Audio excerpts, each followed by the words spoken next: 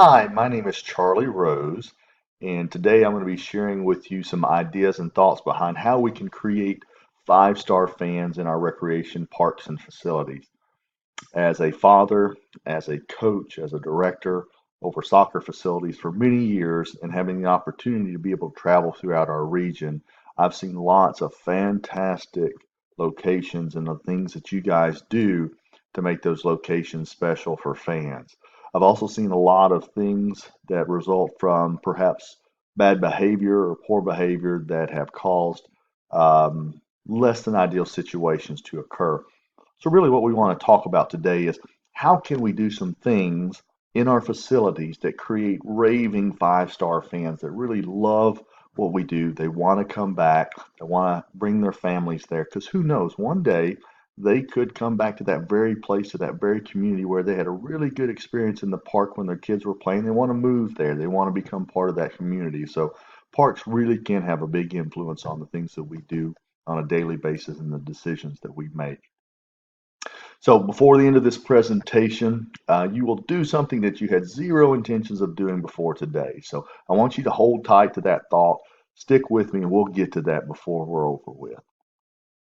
Now, so what do raving fans say about a well-run facility? So what I did is I took one of our local parks that had really good feedback and reviews. It was a 4.5 star facility as rated by Google and feedbacks from users.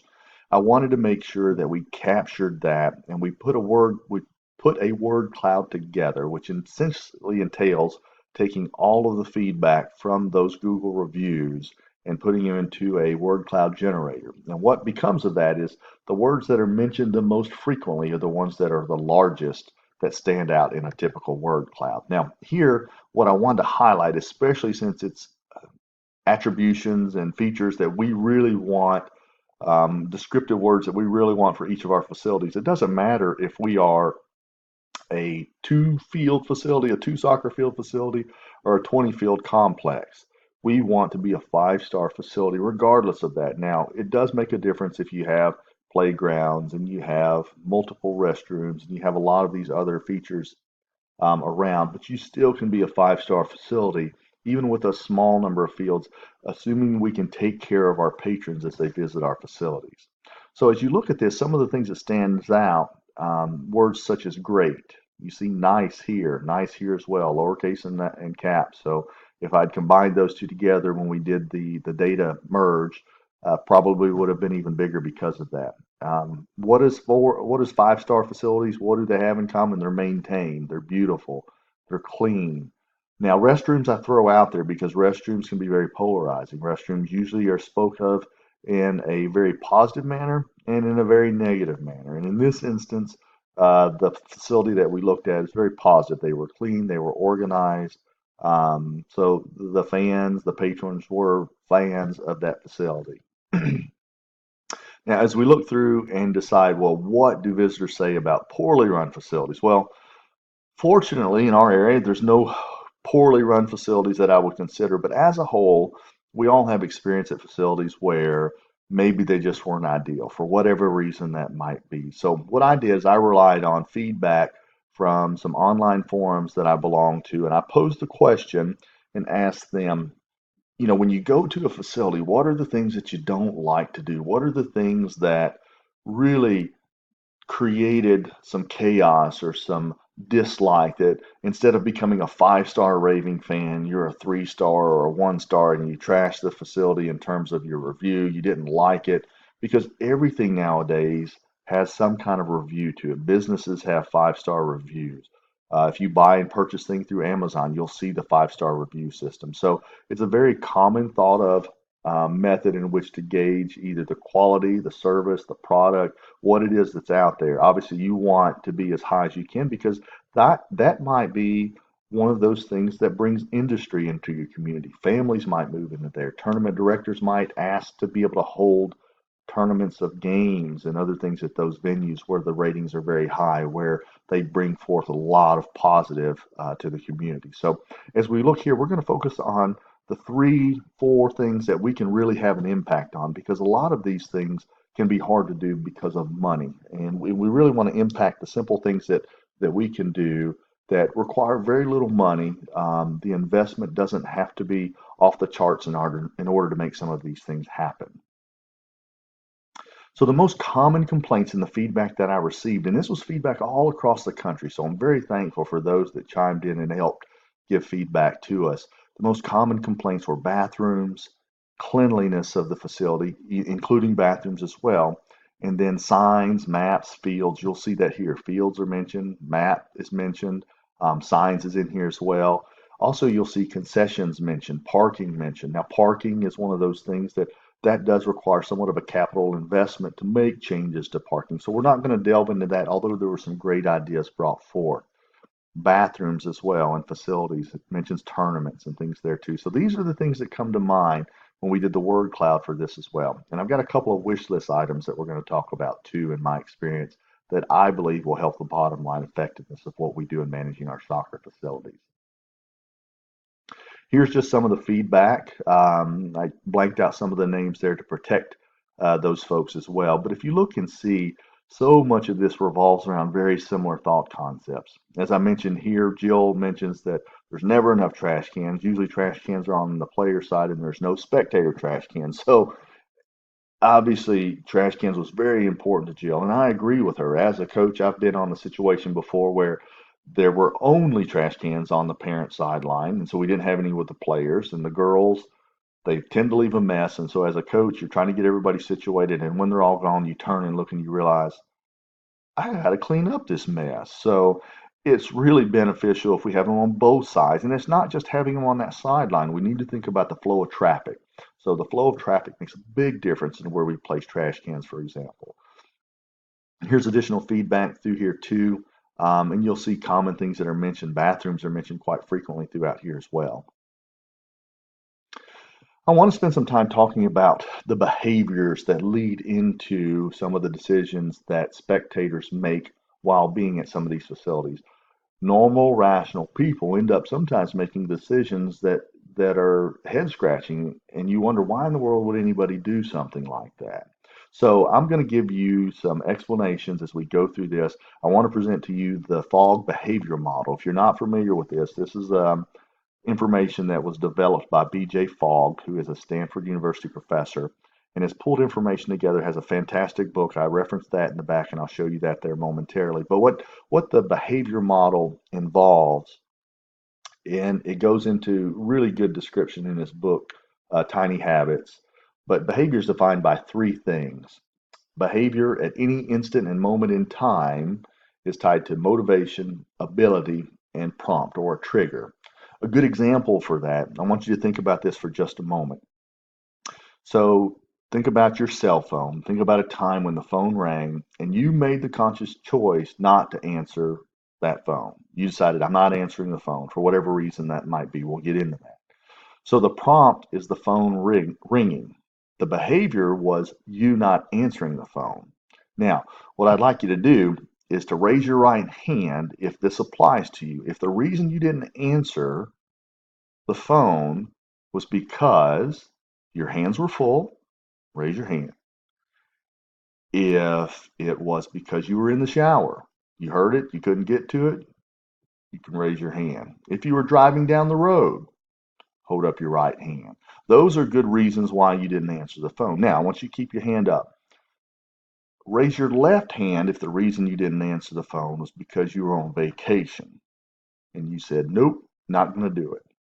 Maybe the reason you didn't answer the phone was because you looked and you saw the phone and you saw who it was and said, I don't want to talk to that person. Or maybe you looked at your phone and said, that's a telemarketer. I don't want to have anything to do with that. Now, if you look at your right hand and the reasons why you raised your right hand, that deals with the ability, all right? You were not able to answer your phone because they were full. You were carrying items, carrying groceries. You were not able to answer your phone because you were in the car. You're not able to answer your phone for other reasons that might have come out through there too. So that deals with the ability. Now, if you raised your left hand, you didn't answer, that's because of motivation.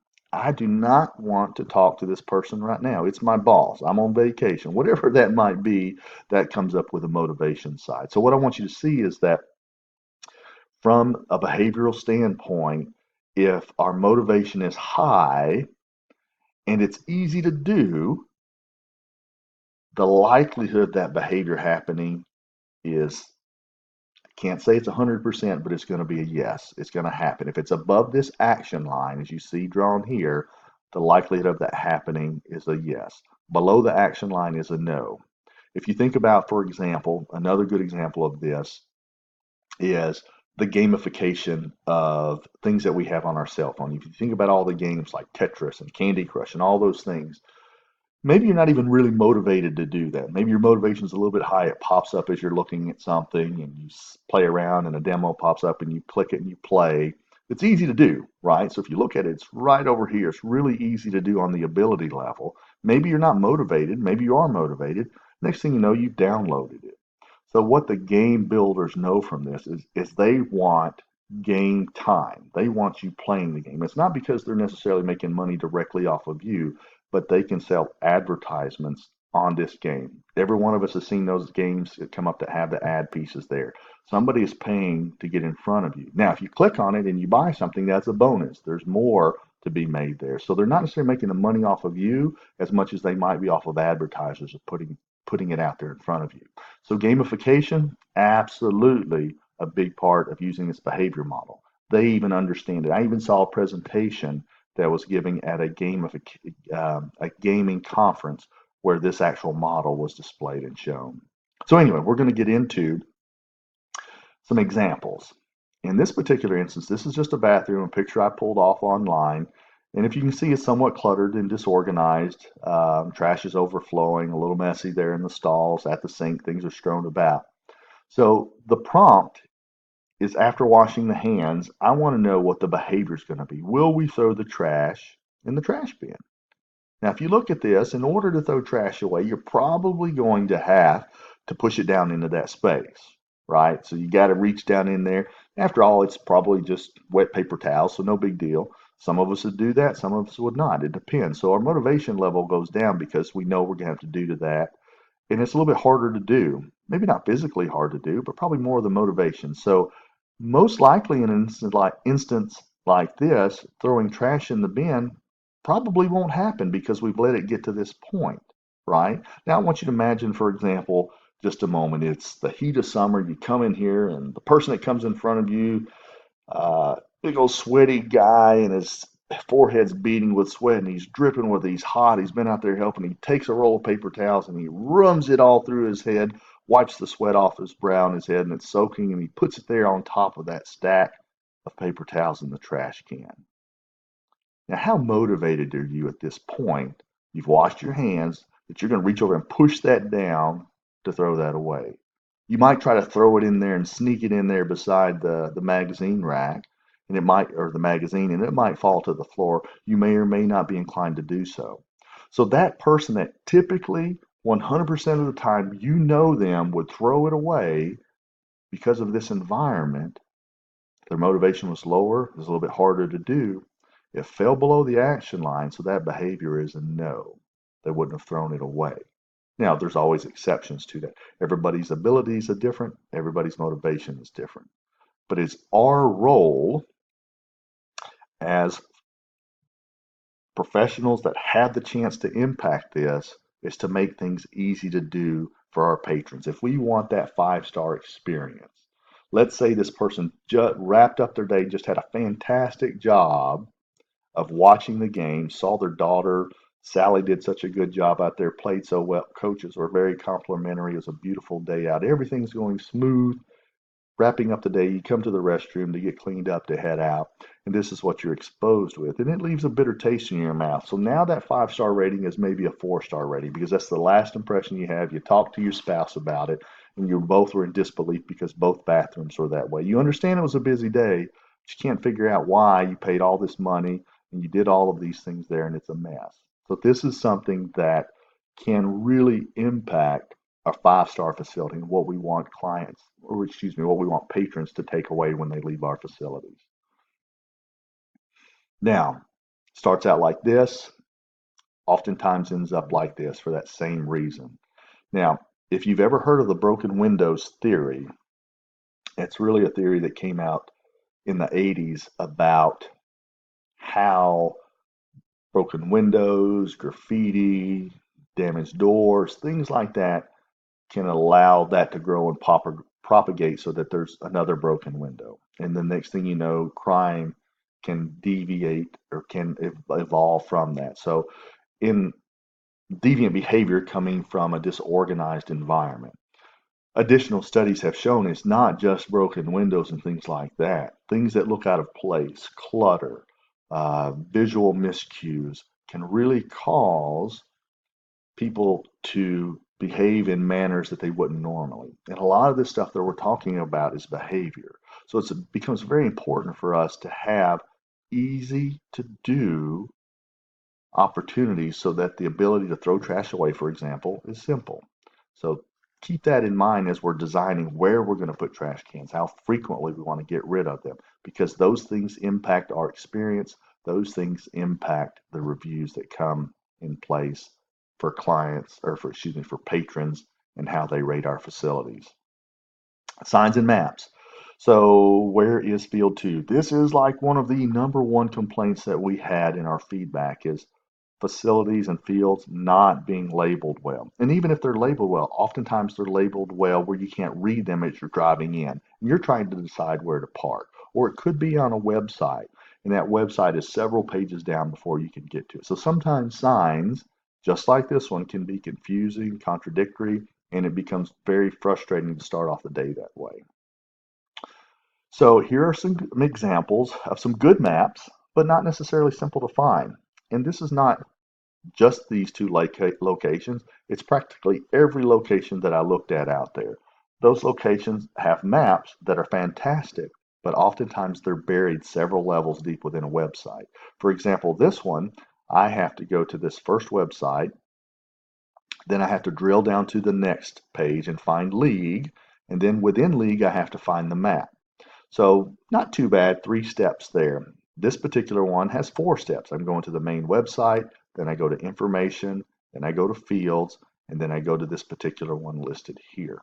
So it's not bad, so don't get me wrong there. But when you're pulling into a parking lot, our prompt for this behavior is upon park entry. So as we're entering into one of these parks, although I'm going to step back, although I've been a coach for many years, and one of my things that I really like to do is give pictures and images, whether it's on a GroupMe or one of our text messaging applications, Band, whatever it may be, send a picture out of the facility with something like this for them to find. It never fails. Someone either doesn't find it, doesn't know where to look, and still has problems finding the location. The one thing that's pretty definite for the things that we do is almost everybody has a cell phone. And with today's technology, there's some things out there that we can do that are very simple and straightforward that I would like to see facilities incorporate into their locations. So here we want to find the field online. If I'm pulling in and I've got to look up whatever park this is and try to drill down to find that page on my mobile phone, which isn't always friendly to find pictures and maps, I've got to find the link. I've got to scroll through multiple links within that page to find it. It can be very daunting. I'm highly motivated. I am very motivated because I have to get my son or daughter to the location on the field that they have to be in, but it's extremely hard to do. So finding a field online oftentimes becomes so hard to do that it's a no. What do we end up doing? We pull in, we ask somebody, or we find another way. We call the coach, we text someone else. That's what happens a lot of times. Now, that's the exception because sometimes it's done well and it's easy to find that way. What we have to manage to oftentimes is the smallest common denominator. And in that case, how do we simplify this so that anybody coming off the street can find it exactly where field 21 is, or field 20, or field number 4? So that's what we're going to talk about as we look into the next proposal. Now, what if parks had QR signs in the parking lot or at each entrance that went directly to the maps? A sign's fairly insignificant. You can get those for less than 50 bucks. The QR barcode is a free barcode that you can get. All you have to do is go to a website that does QR barcode generating. There's tons of free ones out there. You put in the website address, URL, it spits out a barcode. You can save it as a JPEG. You can save it as different types of files, and it can be sent to the printer It can be printed out, vinyl, however you want to print it out, and that's forever something that you can scan that will always go to that link unless that website changes. Now, where this becomes beneficial, I've picked a park here that has 3 entrances. Been to this park numerous times, love this park, it's one of my favorite places to go, but for whatever reason, I cannot seem to remember where everything is, and I pull into a different entrance, and it's not the one that I should have pulled into. So perhaps that's me, perhaps that's having 3 daughters that have played at different levels throughout the years. But how nice would it be that if we could find the field by scanning? If we had a sign at each entrance that allowed us to go in and simply scan it, this entrance here, if I scanned at entrance number 1, this is the map that I would have that says you are here, showing me up by entrance number 1. If I pulled in by entrance number 2, this map would pull up saying you are here, again letting me know that right there to my left is field 9 and 8. If I keep on going, fields 15. I need to know when I pull into entrance 1 that I'm at the wrong space. Or same thing at entrance 3, that hey, I need to go back out on the main street and cut back around. So with this scanning, if the signs are made big enough and there's prompts to, hey, be looking for a map sign up ahead, use your cell phone, that's something that we can do, because most Apple products, when you use your camera feature, will scan this in. You take your camera, you scan the QR barcode, it's a click, and you immediately go to the map. Now, one thing that I will encourage, there should be some website management, some landing pages or things done where the site that it goes to should be nothing but a map. It doesn't need to have a bunch of links and other things, because on mobile phones, that's just not convenient. It needs to be nothing but the map that you can zoom in on and see exactly what you're going. This is easy. This is $50 per sign to put this out there. Website management's next to nothing if you've got somebody to do that. This is very simple. Would love to see more facilities do something like this. Even if it's not at the entry, if it's a single complex, put it at a few parking spots where people can scan it. It is right there for everyone to take advantage of. Highly motivated. Again, we all need to get our children to the right locations. Moderately easy to do because phones have that application. Android phones have it as well. Depending upon your update, some do not carry that. You may have to add a QR barcode app. Have that on my phone, super easy to use. Other things that I want to throw out on a soccer wish list, as a coach and as a parent, this is absolutely one very simple thing that probably costs $2 to $3 worth of field paint, in my opinion, would go a phenomenally long way. I would like to see a no parent zone that's 5 yards off of the touch line. Personally, I'd like to see it farther than that, but we need to come to a happy medium where parents are okay with that. Coaches and players are as well. Multiple reasons that we want to do this. If you manage a facility and you have responsibilities over referees, this would be a huge godsend for them as well. If we can back off by 5 yards and have a line, and imagine that line's there, as parents come into play, it's so easy for the referee to be able to say, Mr. and Mrs. Parent, hey, if you don't mind, if you guys can get behind the line there, that helps protect the safety of the players. It makes sure I have room to run up and down as a linesman. It also makes it easier when we do throw-ins, and it avoids any potential conflicts that could come about. Makes it easier on everyone involved. I don't think we get any issues from parents if that is explained and that is shown and that is there up front.